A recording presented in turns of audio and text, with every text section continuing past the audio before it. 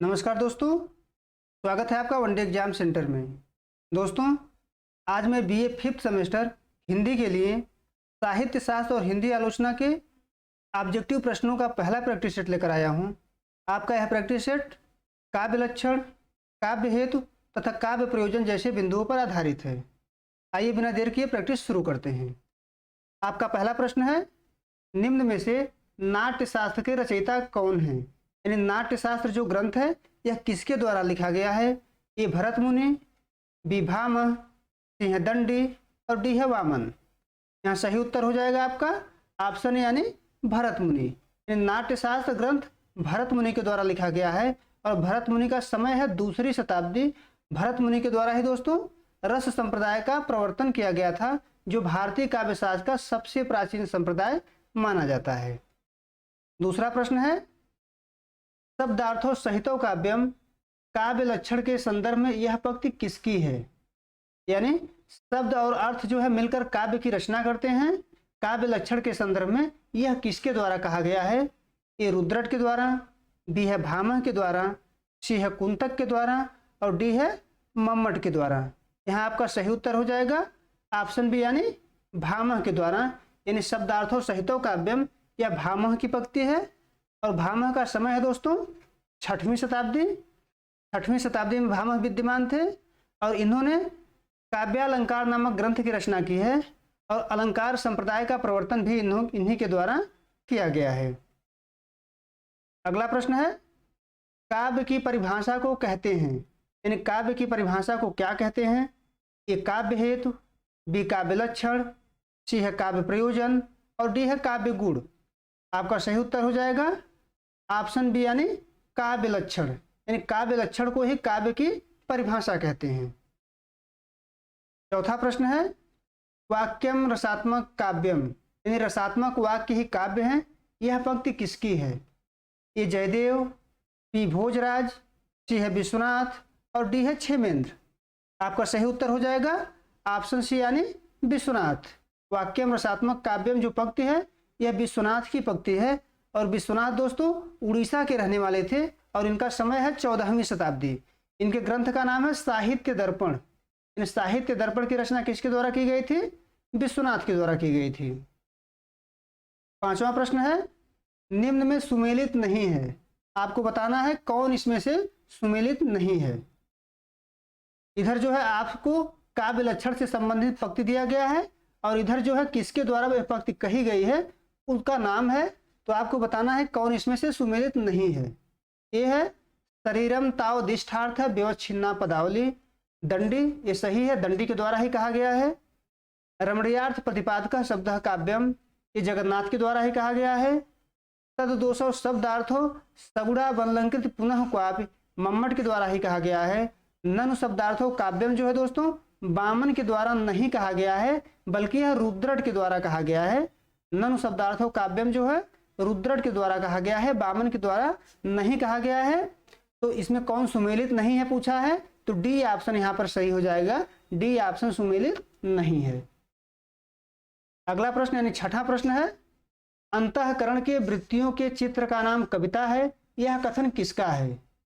ये महावीर प्रसाद द्विवेदी, बी शुक्ल जी यानी रामचंद्र शुक्ल, सी है भारतेंदु हरिश्चंद्र और डी है इनमें से कोई नहीं। आपका सही उत्तर हो जाएगा ऑप्शन यानी महावीर प्रसाद द्विवेदी। यानी अंतःकरण के वृत्तियों के चित्र का नाम कविता है। यह कथन महावीर प्रसाद द्विवेदी के द्वारा कहा गया है, जिनके नाम पर हिंदी साहित्य में द्विवेदी युग पड़ा है, जो 1900 से लेकर के 1918 ईस्वी तक रहा है। सातवां प्रश्न है, निम्न में से कौन काव्य हेतु है? हेतु कहते हैं कारण को, यानी निम्न में से कौन काव्य का कारण है, काव्य रचना का कारण है? ए है प्रतिभा, बी है व्युत्पत्ति, सी है अभ्यास और डी है उपर्युक्त सभी। आपका सही उत्तर हो जाएगा ऑप्शन डी यानी उपर्युक्त सभी। यानी प्रतिभा, व्युत्पत्ति और अभ्यास तीनों जो है काव्य हेतु हैं। भारतीय काव्य शास्त्र में तीनों को काव्य हेतु स्वीकार किया जाता है। आठवां प्रश्न है, किसने काव्य हेतु की जगह काव्यांग शब्द का प्रयोग किया है? यानी किसने जो है काव्य हेतु शब्द का प्रयोग नहीं किया है, उसके जगह पर काव्यांग शब्द का प्रयोग किया है।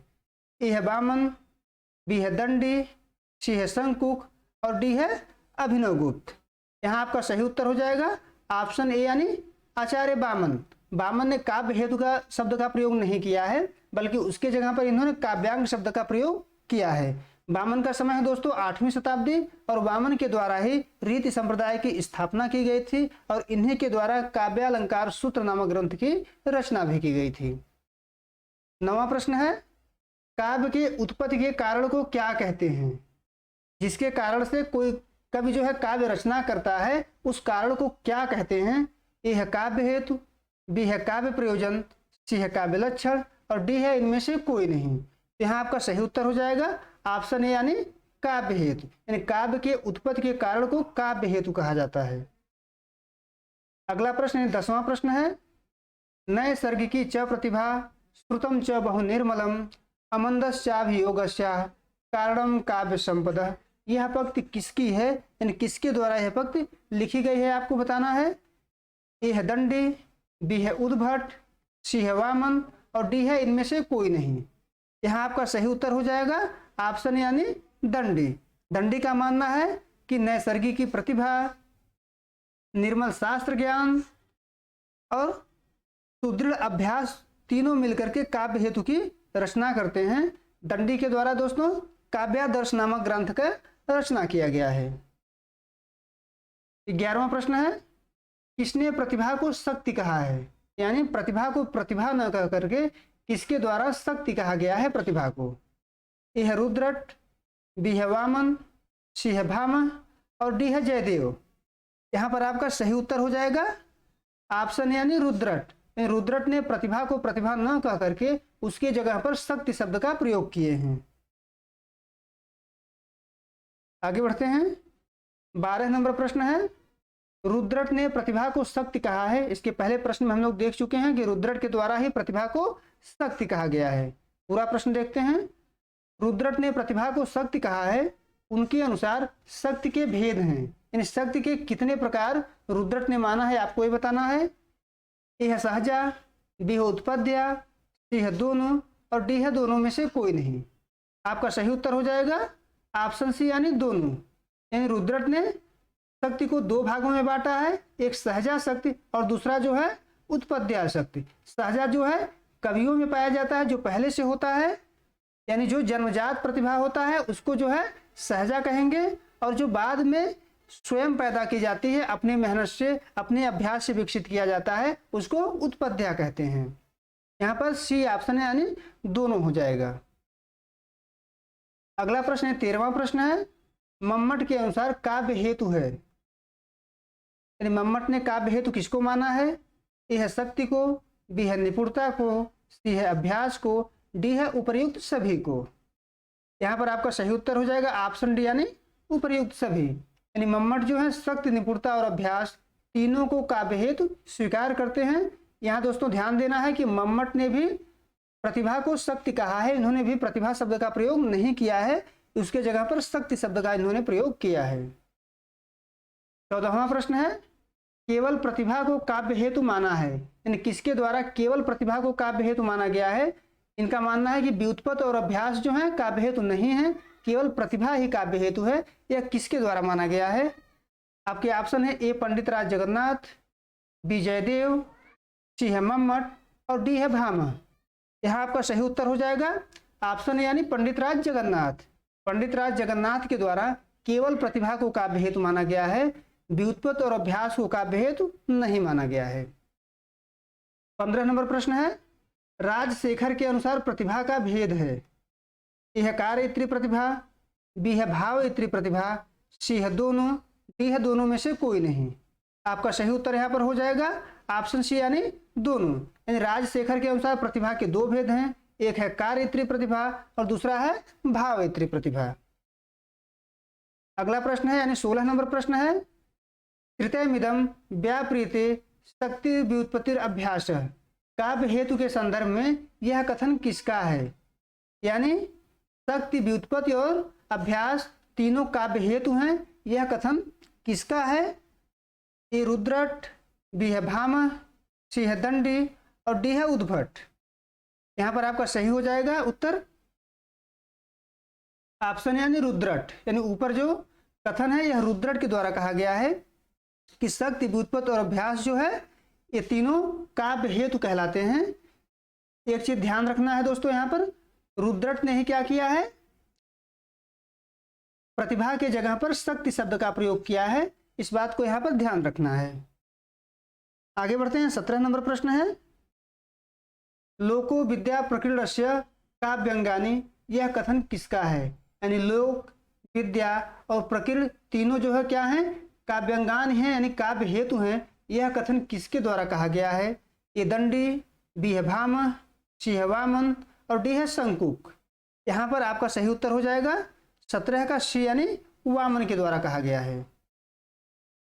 18 नंबर प्रश्न है कविता हमारे परिपूर्ण क्षणों की वाणी है, यह कथन किसका है? ए है सुमित्रानंदन पंत, बी है महादेवी वर्मा, सी है जयशंकर प्रसाद और डी है रामकुमार वर्मा। यहाँ सही उत्तर हो जाएगा ऑप्शन ए यानी सुमित्रानंदन पंत। कविता हमारे परिपूर्ण क्षणों की वाणी है, यह सुमित्रानंदन पंत के द्वारा कहा गया है। पंत दोस्तों छायावादी कवि हैं और इन्हें प्रकृति का सुकुमार कवि भी कहा जाता है। 19 नंबर प्रश्न है सगुण अलंकारन सहित दोष रहित जो होई, शब्द अर्थ वारव कवित विबुध कहत सब कोई, यह पंक्ति किसकी है? ए है भूषण, बी है चिंतामणि, सी है देव और डी है मतिराम। आपका सही उत्तर हो जाएगा ऑप्शन बी यानी चिंतामणि। यानी ऊपर जो दोहा है यह चिंतामणि के द्वारा कहा गया है और चिंतामणि इसके माध्यम से ये कहना चाहते हैं कि सगुण यानी गुण से सहित, जिसमें गुण भी हो, अलंकार भी हो, किसी प्रकार का कोई दोष न हो, ऐसा शब्द और अर्थ से मिला हुआ जो है विद्वानों की दृष्टि में कवित कहलाता है। यानी इतने जो विशेषताओं से युक्त होता है उसी को विद्वान लोग कवित कहते हैं यानी कविता कहते हैं। यह पंक्ति जो है चिंतामणि के द्वारा कहा गया है। अगला प्रश्न 20वां प्रश्न है काव्य रचना के उद्देश्य को क्या कहते हैं? यह काव्य हेतु, बी है काव्य प्रयोजन, सी है काव्य लक्षण और डी है इनमें से कोई नहीं। यहाँ आपका सही उत्तर हो जाएगा ऑप्शन बी यानी काव्य प्रयोजन। यानी काव्य रचना के उद्देश्य को काव्य प्रयोजन कहा जाता है। 21 नंबर प्रश्न है वामन के अनुसार काव्य प्रयोजन है, वामन ने काव्य प्रयोजन किसको माना है? ए कीर्ति को, बी प्रीति को, सी है दोनों को, डी है दोनों में से कोई नहीं। यहाँ आपका सही उत्तर हो जाएगा ऑप्शन सी यानी दोनों। यानी वामन ने कीर्ति और प्रीति जो है दोनों को काव्य प्रयोजन माना है, दोनों को काव्य प्रयोजन माना है।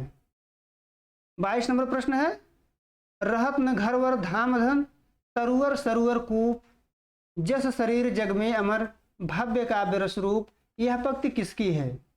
ए है देव, बी है भिखारी दास, सी है सोमनाथ और डी है दुल्ह। यहाँ पर आपका सही उत्तर हो जाएगा ऑप्शन यानी देव।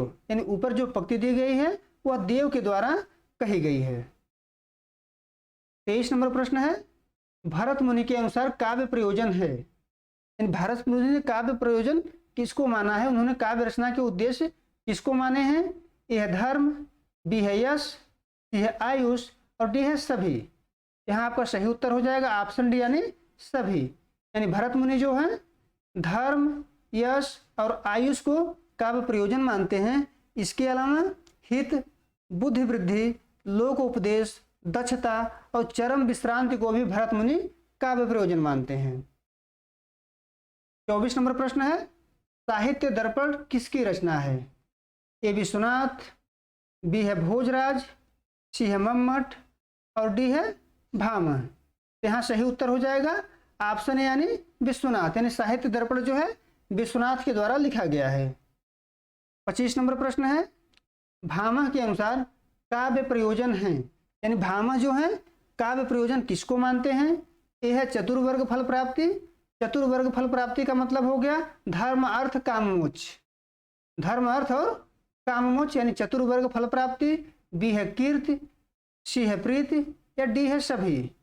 यहाँ सही उत्तर हो जाएगा ऑप्शन डी यानी उपर्युक्त सभी। वामन जो है इन तीनों को यानी चतुर्वर्ग फल प्राप्ति, कीर्ति और प्रीति को काव्य प्रयोजन मानते हैं। इसके अलावा भामह जो है सकल कला ज्ञान को भी काव्य प्रयोजन मानते हैं।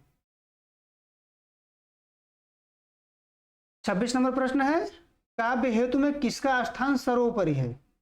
ए है प्रतिभा, बी है व्युत्पत्ति, सी है अभ्यास और डी है उपर्युक्त सभी। आपका सही उत्तर हो जाएगा ऑप्शन यानी प्रतिभा। प्रतिभा को जो है काव्य हेतु में सबसे ऊंचा स्थान प्राप्त होता है। 27 नंबर प्रश्न है, पोइट्री इज आर्टिकुलेट म्यूजिक, यह कथन है, यानी किसके द्वारा यह कहा गया है, पोइट्री इज आर्टिकुलेट म्यूजिक।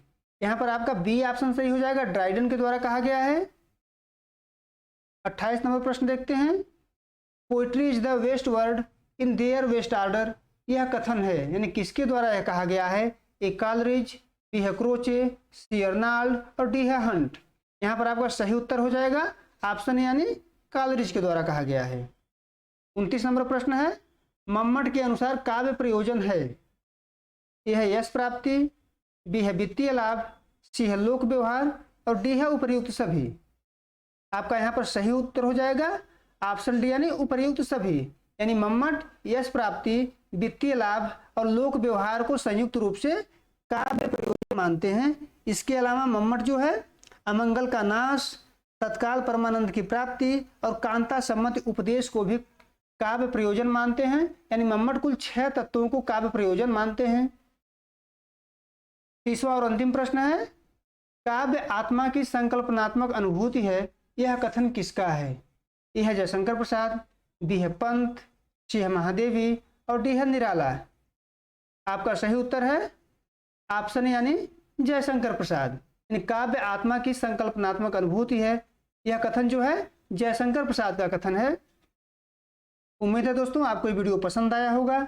आप हमारे चैनल को अभी तक सब्सक्राइब नहीं किए हैं तो कृपया चैनल को सब्सक्राइब करिए, वीडियो को लाइक करिए, शेयर करिए। बहुत बहुत धन्यवाद।